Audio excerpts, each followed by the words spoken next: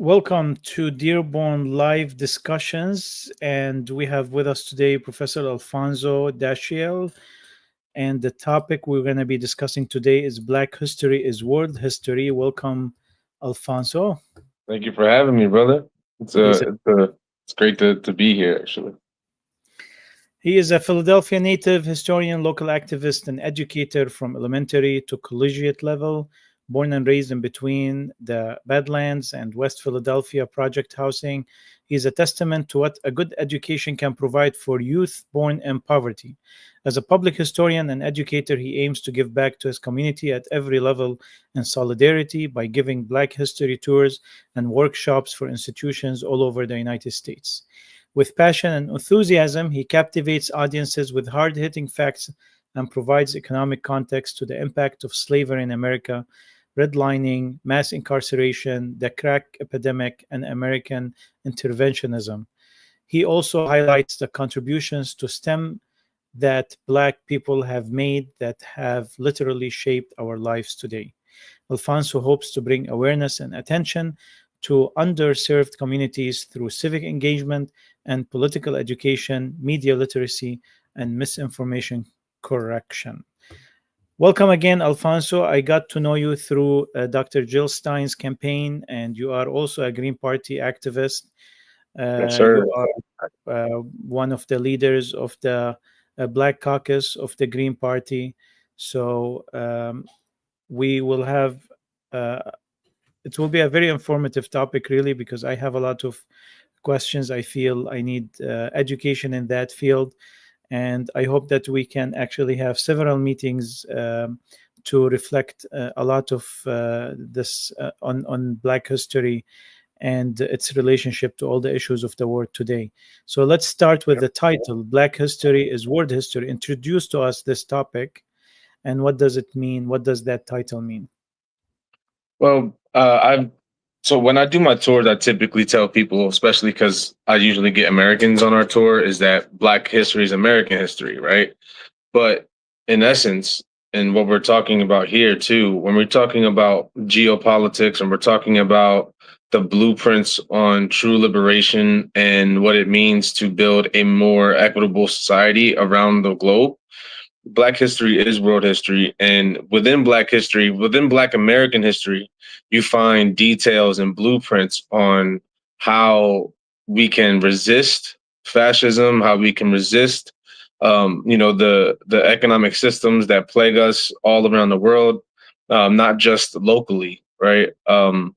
However, the, while it's not addressed and while it's not widely sought after, if more people around the world were to look into Black history, they would see not only the connection of their own oppression and their own oppressors, right? But they'll also find the answers and the anecdotal evidence to show what can happen with the proper action. And so, when we say that Black history is world history, it's if we were to really delve into all of the different events of the world and see and especially in America, right? On in the United States, when it comes to not only the genocide of indigenous people, but we talk about the genocides all over the world right now. All of those are tied to how Black Americans can resist and have resisted. And I remember, just to give an example, I when I do my Black history tours, we had this very prominent rich couple from Senegal come specifically for my tour. And one of the biggest questions that we got from the guest was, why didn't we resist slavery, or why did we just accept the status quo? And the primary, and again, that sounds like a very open-ended question, right? And it also sounds kind of condescending if you're not looking at it at the right perspective. But when you tell people the truth, in that ever since we were forced onto those boats from the coasts of Africa, we were resisting. There was never a moment of peace. There was never a moment of just tranquility among these colonizers and the enslaved. There was always a moment of resistance, whether it be killing the slave masters on those ships, whether it be jumping off of the ships into the ocean, to the point that the actual hunting pattern of sharks changed, right? Because they knew that the route of the transatlantic slave trade bore flesh to eat, right? Where they didn't even have to necessarily hunt. They just had to follow the slave ship route, right? And it literally altered the point to where sharks literally changed their own hunting patterns so that they could find food more effectively. And that's something that we don't talk about, right? But a lot of that also happened because of the resistance, because people would rather die off of than to be brought to the Americas to be enslaved.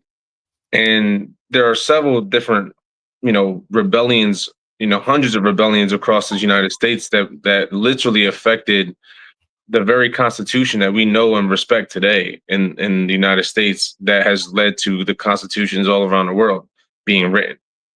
And a lot of those are written by and from Black authors and activists in the United States.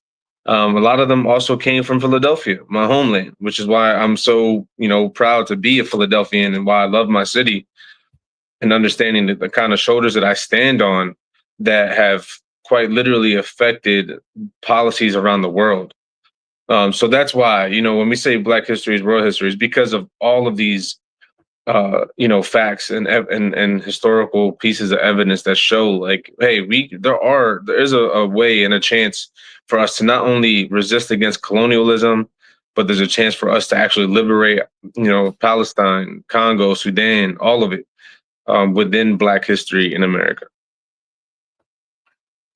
Awesome. There's also one thing that comes to my mind, is that all Homo sapiens in general actually have came out of Africa. We're all Absolutely. Africans at the end of the day, and as opportunities, for movement started to come about, or pressures for movement about 30 to 40,000 years ago, we started immigrating from Africa. So we are all Africans, and we are all immigrants if we are not in Africa. Absolutely. I want to talk about a topic that me and you have addressed before, or talked a little bit about, and I wanted to ask you more about it here. Is that some myths we learn about in Black history? What are some of these myths? I'll ask you a question. For example, did Lincoln free the slaves? No, he did not. That is a myth. And mind you, that I wouldn't even call that a Black history myth. I would categorize that as a white history myth, because white historians love to whitewash, and the right wing would love to whitewash and make the claim that thousands and thousands of white people died to free enslaved people, and so therefore, because of that, there should be no reparations, and that is really not the case. And you don't even have to take my word for it. I highly encourage everybody to just read the Emancipation Proclamation.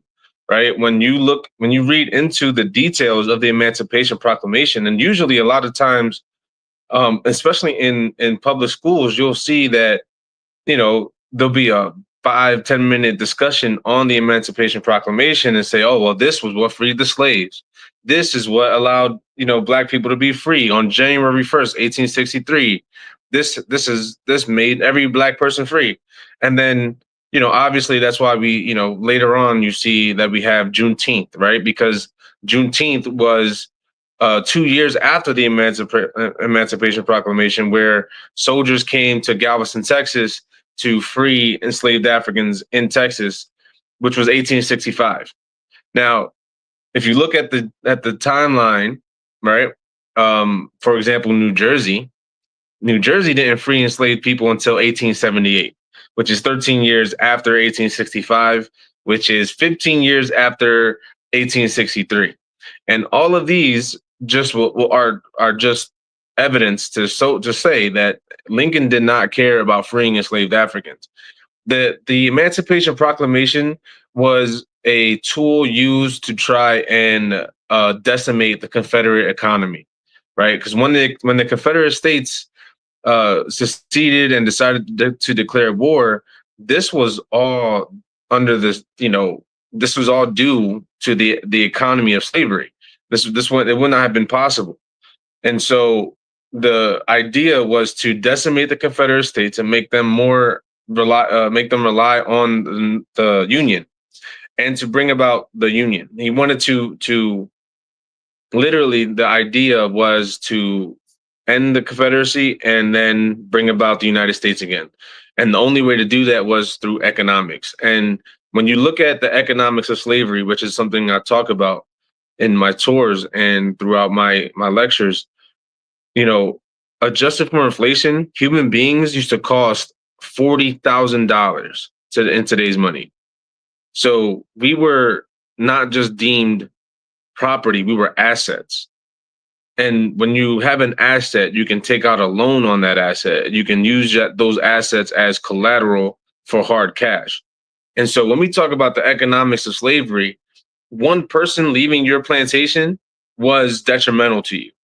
And so the Emancipation Proclamation also allowed for Black people to fight for themselves.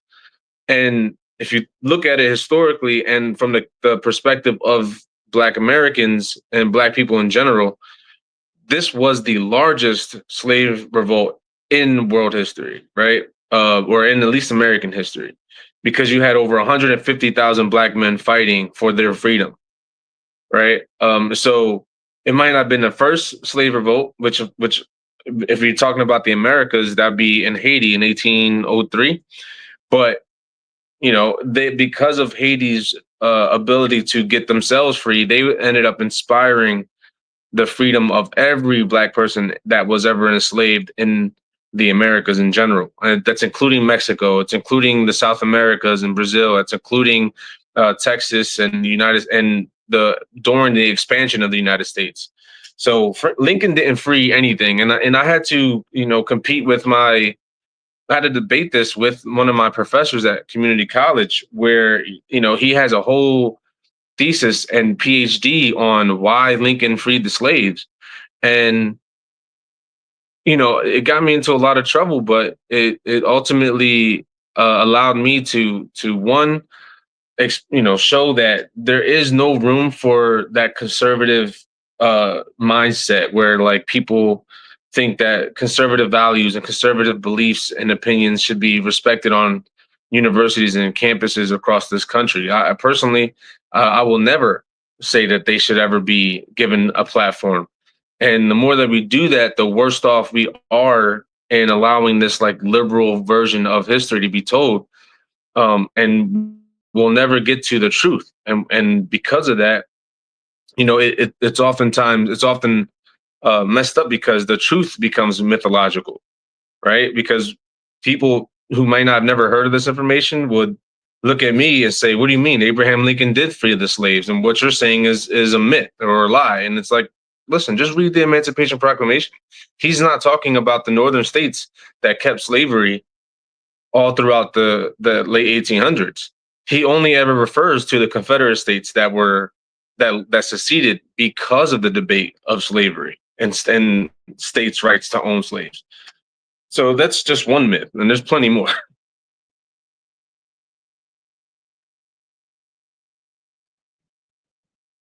Wait, I can't hear you. Do you? Yeah, I thought you can read my lips, Alfonso, but we'll rely on audio.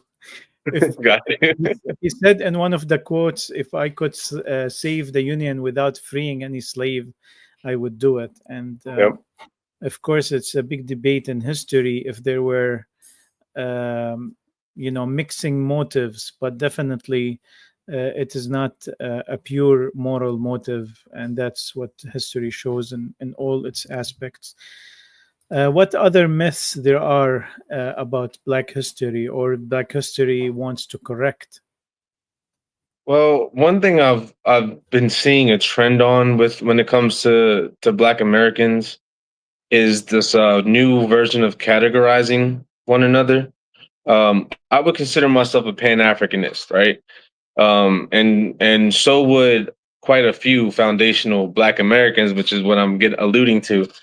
This new idea, this new category of FBA or foundational Black Americans are the Black Americans that can trace their ancestry back to chattel slavery, which is very difficult, right? However, I encourage people to look up the Bristol English Project. It is a free resource for Black Americans who are, FBAs to find their ancestors and find where they were enslaved. Because that's one of the biggest issues in when it comes to slavery, is that we all of our culture, all of our lineage is suppressed, and it's not necessarily hidden, but it's suppressed. And the reason why it's it's suppressed in the sense that I'm bringing it up to is because when you look at the various laws that I bring up in my tour, for example, the Three-Fifths Compromise of 1787, the Fugitive Slave Act of 1793, and then the Census Act, I believe that was like 1810 when you started to see the first actual census being made. In order for different states to have more representation, they would count their enslaved people as part of the population so that they can send more representatives to DC or to Philadelphia when Philadelphia was the first capital of the United States to debate and argue on bills that would favor their state.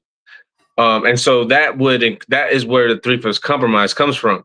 And it also, people whitewashing history will mythologize and like kind of make the hero out of northern states when it comes to the Three-Fifths Compromise, and saying that, oh, this was like one of the first bills that would begin the humanization of Black people, which is not the case at all. It was really just a matter of controlling the price point, right? Because and then this is the other amazing part about Black history, is that when we say it's world history, we also have to understand that we existed through the Industrial Revolution, right? Like we existed as slaves, as enslaved people through the Industrial Revolution, and there were also free Black people being born in Philadelphia and various parts of this country during that time. And a lot of times what I do is in my lectures is I explain to people how we didn't just fight our way out of slavery, we invented ourselves out of slavery. A lot of the machinery that was used in basic farmland today, those patents originally came from Black people.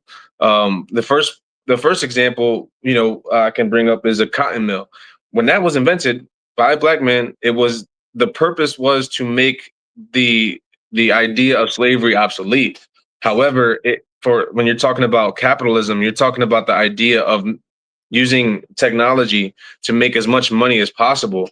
All that did was create a quota for enslaved Africans on cotton plantations, where they had to literally be able to fill a whole barrel of cotton within a certain day, as opposed to a week, so on and so forth. And those barrels would also be extremely heavy. So when you fill a barrel, now you got people who are literally breaking their backs to bring barrels of cotton a day to these mills so that they can get processed. And so the biggest issue is price pointing, right? When it comes to the Three-Fifths Compromise, and when it comes to the understanding of how Black people interacted with the system. The northern states were more industrial. The southern states were more farmland, and obviously that really does make more sense when you talk about the weather and the climate, right? However, the southern states wanted to, because they also had a monopoly on the price of cotton, the northern states wanted to suppress their ability to determine the price point of the product, the raw product, because cotton had to be processed in the northern states. For example, Philadelphia was the textile capital, of the country at one point, And comparing and contrasting notes at the time when you're talking about the late 1700s to the early 1800s. Arguably Philadelphia was a textile capital of the planet, where all colors of garments and things of that nature came from Philadelphia because of the processing plants and because of the Industrial Revolution. So those are the kind of myths that you have that I'm constantly combating, right? And when it comes to foundational Black Americans, while I'm teaching this, a lot of us a lot of what I get a lot is backlash saying that, Black Americans are the first Native Americans here and this, that, and the third. And, while I love my foundational Black Americans and love to teach us, I have to often correct us and say, no, we are not all indigenous to Turtle Island, if you will. There are Afro-Indigenous, but then even saying Afro-Indigenous kind of, it's already an oxymoronish like argument to say, because if you're Afro-Indigenous, that would mean that you're African still, right?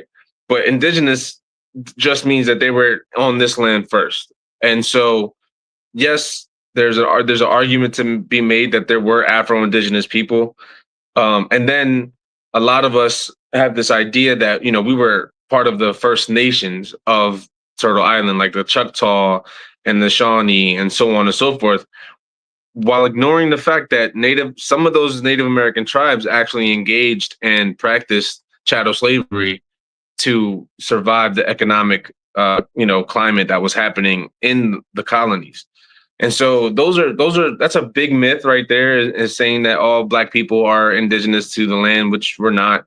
Not all of us are. Some of us share Native American blood, right? And a lot of Native American sovereign nations did fight back against slavery and did allow Black people to live freely within their land and territory, so on and so forth. And that's the beauty of nuance. Like, I hate nuance personally as a historian, but it helps keep me grounded, and helps remind me to constantly continue to do my research and to help, not just help update information, but understanding that history is ever changing. It's never so clean cut and dry. And it's never, depending on who's interpreting it, it's never going to be, so black and white either, right? And so there are plenty of myths out there, but that's one of the biggest ones that I've noticed and constantly have to correct my people on. Thank you, Alfonso. In your journey as a historian focused on Black history, what did you find missing in the educational system that you feel is essential, is necessary, really, that it should be taught in schools? It's not taught in schools. Families have to do an external work to educate their.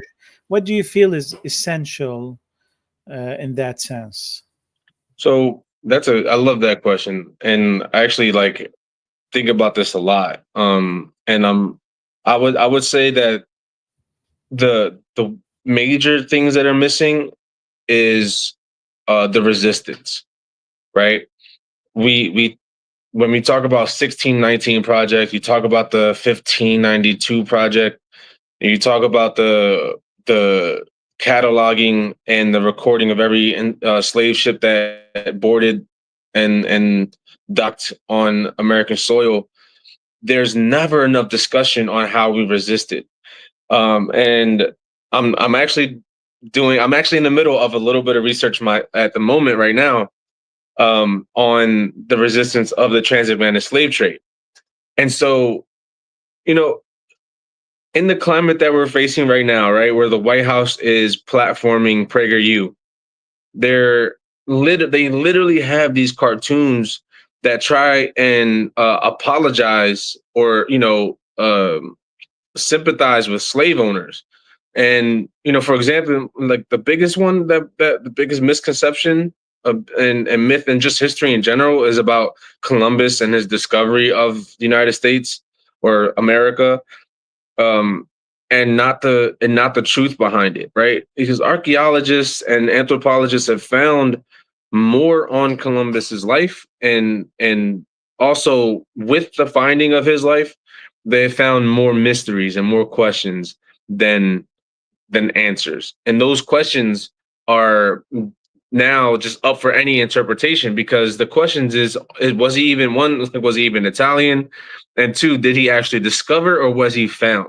Because history would tell you, or real history would tell you, that he was extremely incompetent, didn't understand how to sail, and so the Taínos, the original people of Borinquen, found him and saved his life, and they don't tell you that.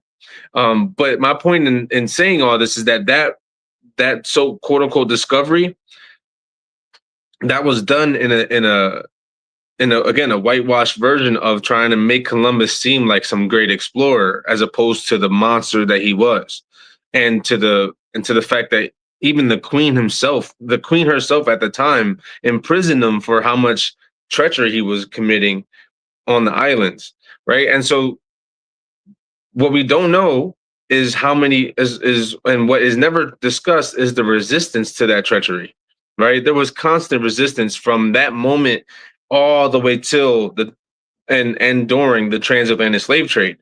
And that is something that I feel like if and possibly if that were to be a thing and made that mainstream education, I don't think the United States as a country would necessarily last, right? I feel like the United States in of itself, when it comes to the, for if you want this state, this imaginary, federal state to survive, it would have to come with that reconciliation.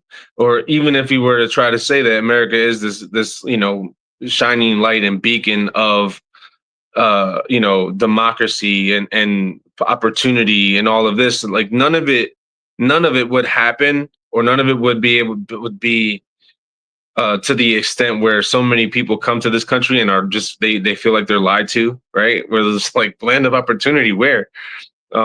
So then I've noticed that that's a huge issue. But again, that also comes with the fact that we don't discuss enough about the resistance effort that was made during and after, quote unquote, slavery. Because slavery is still legal here in the United States. I don't know if you know that, right? That's another myth, right? That slavery is not legal. It's legal as a means of punishment of a crime. And then lo and behold, Black men make up, one of the largest demographics in the prison system. That's not by any, inherent pronality to crime. That was done by design, right? And you're referring, just for the audience, you are referring to incarceration with forced labor. Oh yeah. Yes. Mm-hmm. Because again, that was what helped the South rebuild, right? Mm-hmm. The minute that the private ownership of people was abolished, it became a state ownership of people. Because when you are convicted of a crime, even when you're not convicted of a crime, if you're just held in custody, you are property of the state. And so part of my lecture, what I do is, especially with my university students, I'll say, with what I just told you, did we actually end slavery, or did we just nationalize it? Right? The same way that the United States intervenes with different countries when they want to nationalize a product or nationalize a resource. And anytime that happens, they gotta go in and stop communism, right? And so that's essentially what the United States did. They never ended slavery. They just nationalized it and then helped all these private corporations scale and build massive amounts of profit by and through convict leasing, right? Like to this day, there are Black people picking cotton in Texas in prisons.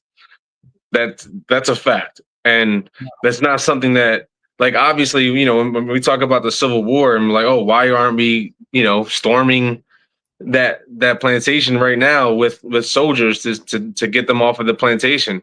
Because we changed up the verbiage and the language in how we enslave people, as opposed to it being just outright private ownership of people. It's the state doing it. So it's not as bad, apparently, all of a sudden, because the state has a right to do that if you're a criminal.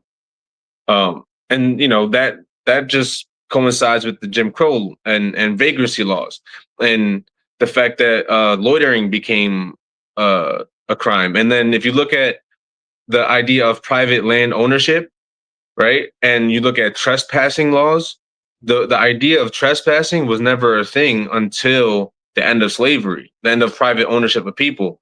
Because once you're caught trespassing, you're a criminal now, and now you're breaking and entering, and now we can, if God forbid you're trying to march through different people's land to try and go up north, if you're caught, you're not only are you, you don't have a job, so that's a vagrancy law, right? You're not allowed to, where you're literally not allowed to. It was illegal to not have a job. It was illegal to loiter. It's illegal to trespass. All of these things now are being pressed on you as a person, and then each of those laws carry a certain amount of years of prison time that you're now having to serve, and build chairs and print license plates and so on and so forth. Because we do during live discussions, we do fact checks on some of the claims that our guests do. So just in support of what you just mentioned, yes, forced labor does exist in the United States. The 13th Amendment bans slavery except as punishment for a crime. Yep. That means incarcerated people can be compelled to work. The exceptions fuels what many call modern-day slavery. Across state and federal prisons, inmates, even those medically able, are typically required to work. They earn just 13 cents to $1.50 per hour, or sometimes nothing at all. In Alabama, workers produce goods for companies like McDonald's and Home Depot, earning pay that's heavily garnished and under threat of punishment, including denial of visits or parole for refusal. A federal lawsuit likens this to forced labor. An investigation by Worth Rises found that over 800,000 incarcerated people are forced to work, often for as little as 86 cents per day. That's in the United States, with states withholding up to $18 billion annually, $18 billion. Investigative reporting shows prison-made products from cereal to flour enter mainstream supply chains, including those of major retailers like Walmart and Target.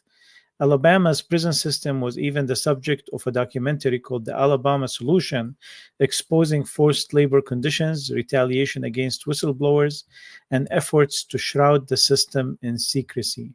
All this evil is happening under our eyes while we think that Lincoln abolished slavery.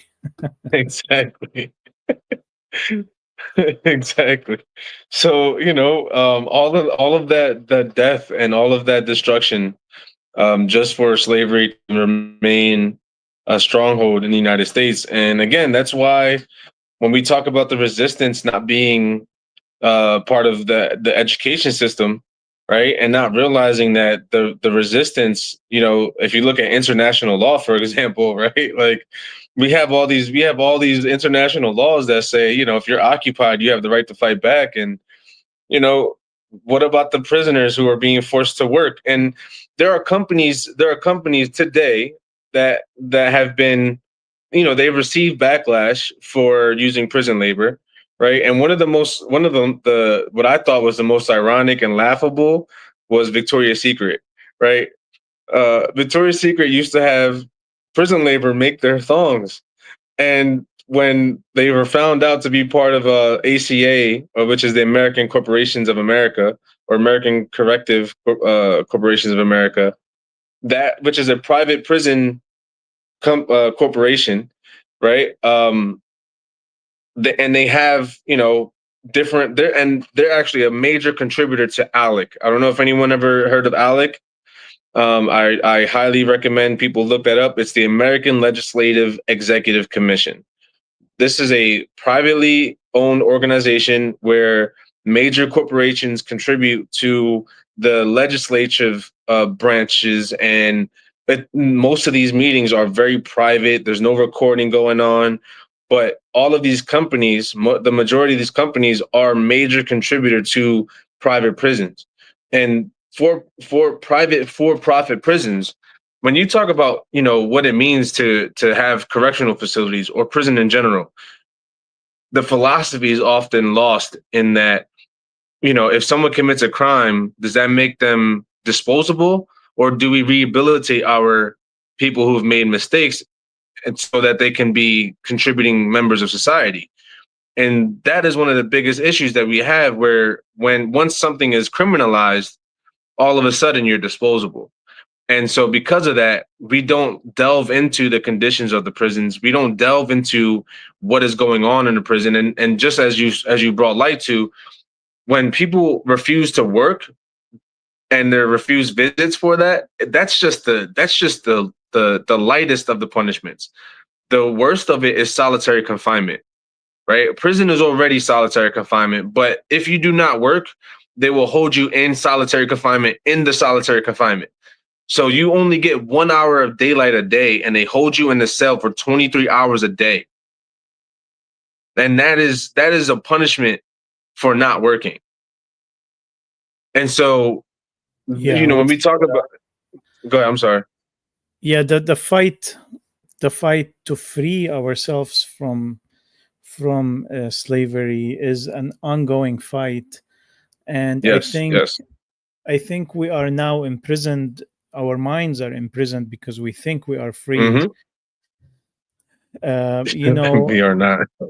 We are overworked, and yet we are the developed country that receives one of the least comforts, or mental health care, or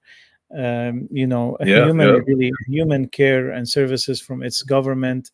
We are on the top of the charts in taxation in per amount, and in the lower end of the chart in happiness, and in the index of happiness and other indexes that indicate well-being. Just as an FYI, Core Civics, which is a prison company, and GEO Group, which is also another incarceration company, their stock went up after Trump's election. One they did by 140%, and the other by 98%. And there is ballooning of the prison system today, with all the ICE operations and the ICE quotas, often well above 85,000 of daily detention targets, which is crazy to think about. Insane. And mind you, that is because of if you look at the crime rate overall in this country, it has dropped dramatically. And a lot of that is due to, I would say, just people understanding more and more about mass incarceration, and understanding how much of a scam that is, and how much, the drug trade is becoming a scam, and people are understanding that. However, because there are less people committing these crimes and finding more ways to make money, the government has to make up for it some form or fashion. And then what's even worse is that private prison companies have the right to sue states if their prisons aren't met at their capacity levels that they want. And that's, again, this is not even considered Black history. These are just facts. And just the kind of status in which we exist in, the reality in which we exist is kind of insane. And if you look at this is all something I also tie into slavery, into my tours and my lectures, is that if you look at if you look at how much people used to cost in the United States, we were assets of up to $40,000 a year. $40,000. It cost $40,000 a year to incarcerate one person in Pennsylvania a year. So there's no, I can't really say there's a correlation, but there's also no irony in that. It's exactly what it costs to keep a person enslaved. It costs $40,000 a year for the state to enslave somebody. Meanwhile, if you were to just give them a proper education, it only costs maybe 10,000, and then their not only are their horizons broadened, but their ability to go out and build for their own is, those chances are elevated astronomically. Yeah, yeah. The penal system that is used in most of the cities and states in the United States is just it depicts more of a police state than a really developed country, Yep. especially in contrast with Norway and other countries. I remember this debate between someone from Norway representing their prison experiment, and Norway has a very modern and liberal correctional facilities that would be considered resorts if you compare them to the United States. They, I remember that the American argument was that your system is costing almost double the system in the United States, and that's something not affordable. And the guy from Norway, he comes back at him and says that if you look at the number of returning into crime, the reversion into crime, 50% of American incarcerations, they end up actually with the incarcerated coming back to the prison system. So if you calculate that cost compared to a very small percentage in Norway, he says if you compare that cost, we are saving a lot of money per incarceration. The holistic approach, we seem to be today the furthest from it with this administration that just has activated the National Guard in DC.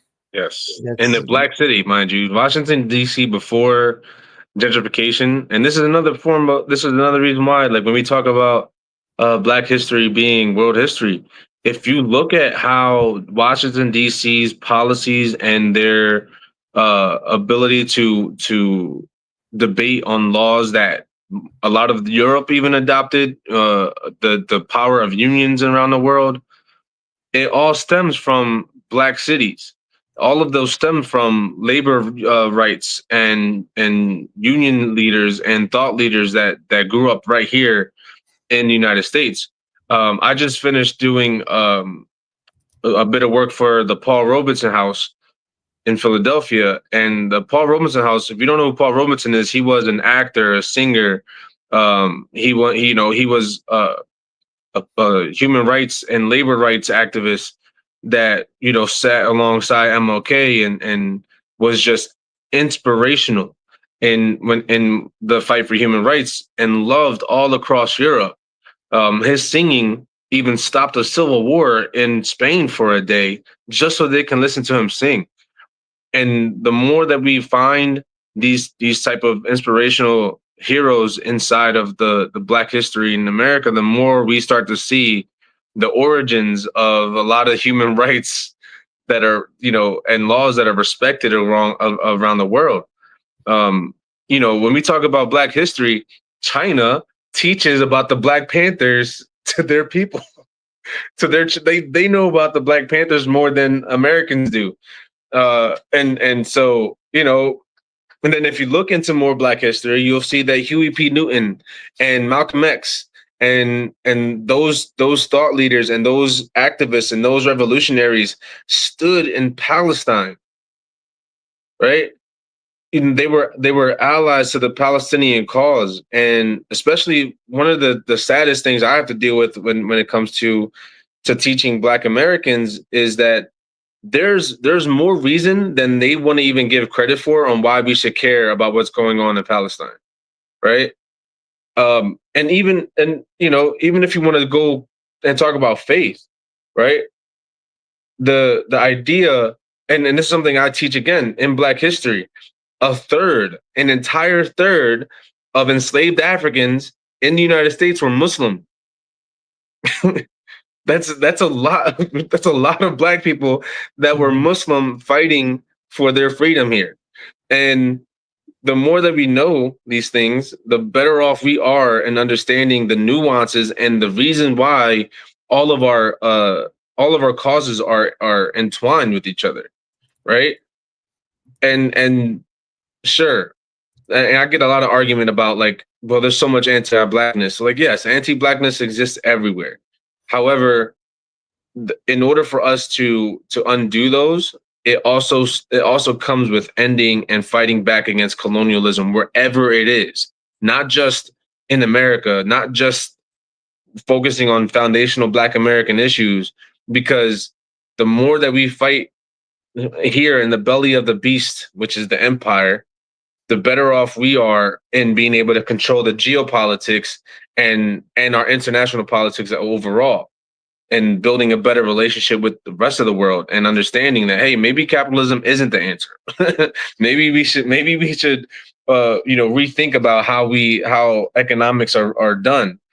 And we're still dealing with the Reaganomic era of this country, and that is really what's doing this country in to such a degree of insustainability, right? Yeah. And the more we learn about that, and even Reagan has a huge attack on Black Americans that we don't talk about, and that's the crack epidemic, right? Yeah, That's the war not on just drugs. mass incarceration. Yep. Say again? The war on drugs. Yes, the war on drugs. But again, when we talk about the war on drugs, more specifically, the war on drugs also came with what I would call a literal biological, or a weapon in what crack is. Because while the war on drugs was such a huge propagandized machine, it was a direct, intentional targeting of Black communities to implement specifically the free based version of cocaine, which is crack, right? It was known as crack. But when you talk about what it means, right, and how that operates, is you're taking out you're just making the cocaine 10 times stronger by like cooking it and doing whatever the hell you gotta do to it. I never got into that. However, that was a weapon. That was something that was used to destabilize the Black communities, right? And to the extent that Black men and women were making the conscious decisions and maybe not conscious, maybe because I can never delve into the mind of somebody who was an addict. I just know, statistically speaking and medicinally speaking, it is a disease, and human beings are susceptible to addictive and susceptible to addictive substances, and are susceptible to dependency on a drug. Opium is no different. And that's why you're seeing such a huge opioid crisis within the white community, right? Because companies literally lied about the addictive characteristics or the addictiveness of opioids in order to sell it as much as possible, right? Yeah. And I just so, want to mention. Yeah. Go ahead, Alfonso. Go ahead. Finish your thought.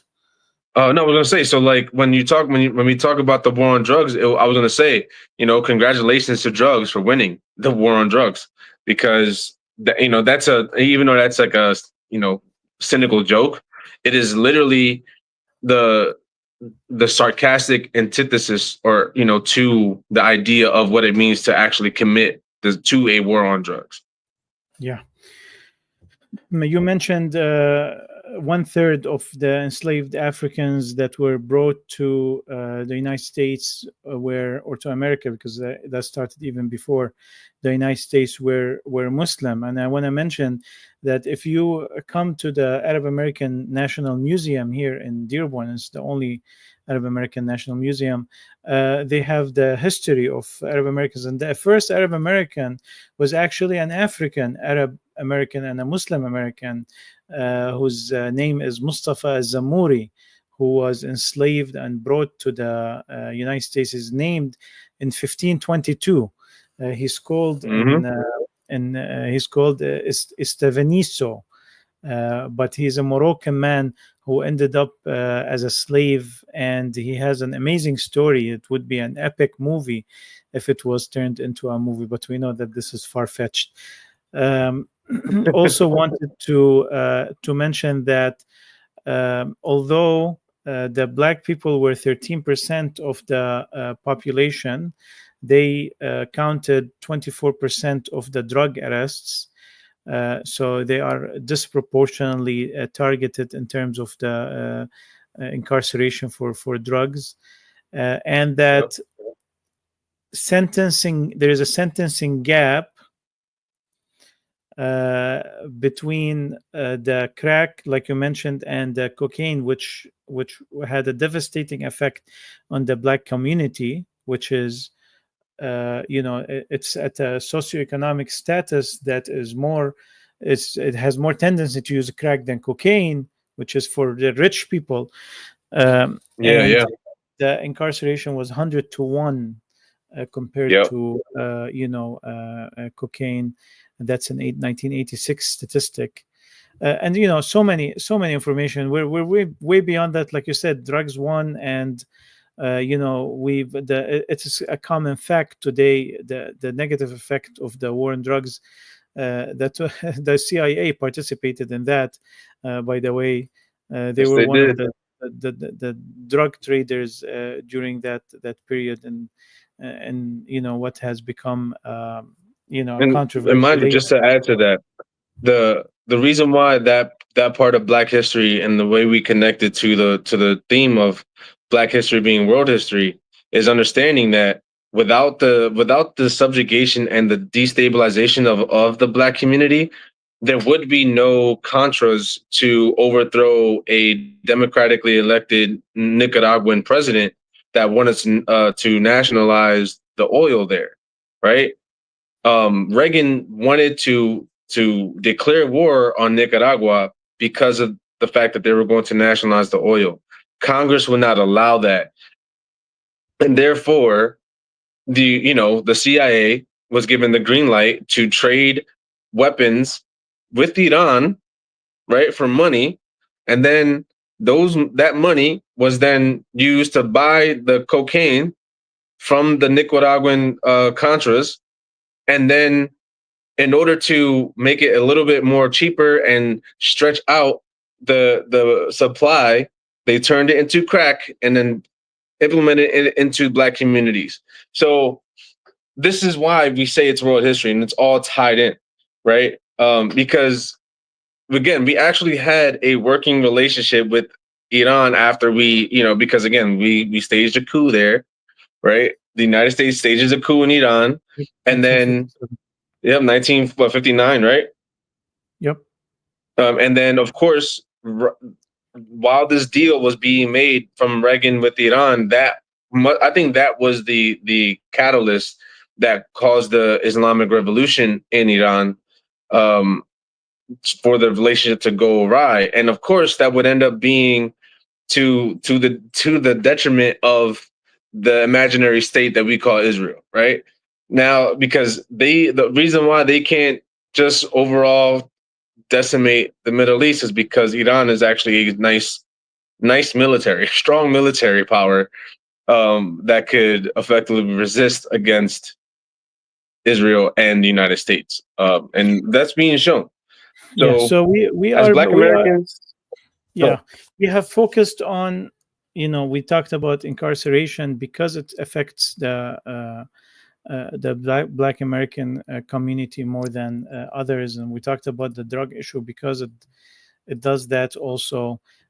Just like the immigration issue, the Latino community is more targeted, and just like the profiling issue, the racial profiling, the Arab American community is affected by it. Like if you take the last 20 years, since September 11 till now, almost 76% of all terrorist attacks in the United States that led to deaths are actually committed by white supremacists. I mean, yes, they are. And still, the racial profiling still is something that Arab American, the feeling of being watched. I remember that documentary made by an Arab American, has always been racial profiling for Arab Americans about that subject. So I'm just bringing the context of what we're talking about to Black history, because these communities are affected more than others with these issues. But to wrap up the episode, Alfonso, so we talked about some of the myths taught in history that is not accurate, and about the continued issue of slavery. That was something that the emancipation of the enslaved people in the United States came about because of certain political and military and economical reasons, but the moral argument has not been we haven't settled with the moral argument yet, and that's where the issue of Right. reparation comes through. And I want to talk about this because it seems sometimes it's like a taboo subject to talk about it. And the first misunderstanding of the issue of reparation is it affordable? Is it effective? Is it true? And does it open the path for many reparations that then the country owes, whether it is for Vietnam or for just Korea, or for the Iraqi war with 1.5 million killed, or continuing, and Palestinians will be owed reparations at a certain point, being bombed and killed by American weapons. So it sets precedence, and of course the biggest of the genocides, which is the genocide of the indigenous people in the United States. So talk to us a little bit about this subject. Yeah, so I one I will say it's absolutely affordable. And the other issue that I think us as foundational Black Americans have to process and come to terms with is that this country owes reparations to billions of people, not just us, right?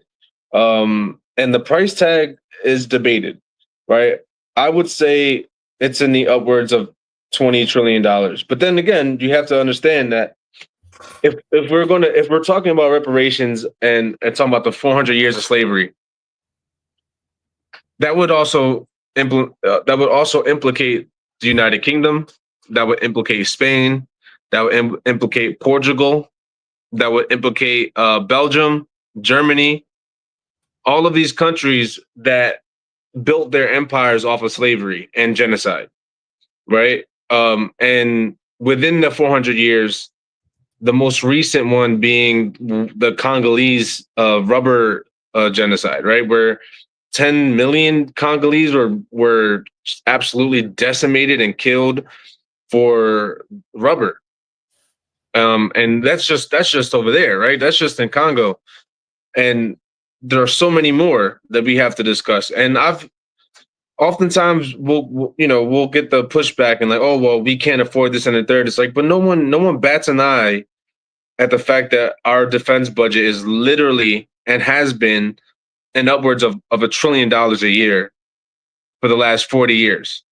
So the Department of Defense has gotten $40 trillion in the last 40 years and lost most of it due to lack of audits and failing audits in general. So anytime someone tells you that it's not affordable, or we what about the rest of of the Americans that died for our freedom? Again, it's like, what freedom? Because we're still enslaved, right? 1/3 of us are felons, and that's not because we're prone to criminality. It's because we're over policed and we're jailed longer, forced to work slave work, and so there's reparations that need to be paid off for that, for all the kangaroo courts that and proceedings that happen to Black Americans in the cities where we're jailed for nonsense. What about Khalif Browder? Khalif Browder was a young man who was sent to Rikers prison for 3 years over an alleged backpack with contents that would not equate to any year in prison at all. And he killed himself at 22 years old, right? We have so many stories like this. Ahmaud Arbery. It's just one example, and where the police actually try to hide his direct murder, and so there are so many more. Uh, just treacherous acts that this government continues to perpetuate on Black people, and of course people of color that we demand and need reparations for. And until that happens, what we're seeing in the decline of the United States, and with Trump, the Trump administration right now trying to comb through the Smithsonian and try to erase anything that would go against American exceptionalism, right? It's all the karma that this country is facing for not addressing and not reconciling with its sins. And that's why, unless while we're at the spear of what could be right, a better America, and trying to live out that the hope, and try to keep that hope alive for a better United States. In the interim, what we're watching with the Trump administration, with the Biden administration in the past too, is the actual decline of the United States, especially as a global power, which I'm absolutely okay with. But again, until reparations are paid, until this country does right by the people it has wronged to be the empire it is, it will never last. It will be a failed project. And so that's where we're at. Right. And this is, I know it's a big subject, it probably needs an episode by itself, but just to shed some light on the subject. So first of all, generations of slavery, followed by redlining, housing discrimination, systematic barriers, all the entrenching of the Black community, all that has created, while the normal citizen who is not facing all this challenges, white by default, has actually generational wealth being built. Yep. While, according to economist Ta-Nehisi, he estimates 1836, and that by 1836, half of the country's economic activity was linked to slave-produced cotton. So you have all this generational wealth that was built by enslavement of the Black people. So it just makes sense to correct these persistent economic disparities, and to bring some justice, to bring some make up for the difference and the disadvantage that Black communities were placed at, just so they can catch up, because it's not easy to catch up and break the cycles of poverty and crime that's all related to each other. And also, and what's crazy? Yes. To the point of Ta-Nehisi Coates, which is a great reference, by the way.